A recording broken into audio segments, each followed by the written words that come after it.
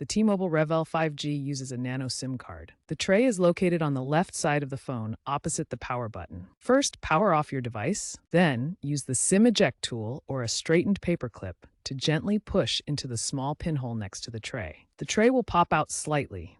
Pull it out completely. Place the nano SIM into the tray with the gold contacts facing down and the notch aligned with the tray's guide. Finally, push the tray back in securely until it clicks. Power on your phone.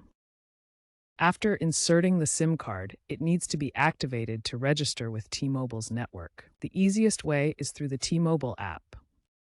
Alternatively, navigate to Settings, Network and Internet, SIM Status, and follow the prompts. Ensure the SIM card is unlocked. T-Mobile SIMs are typically unlocked for use. If you encounter a no SIM error, try reseating the SIM card. You can also check the SIM card for any visible damage.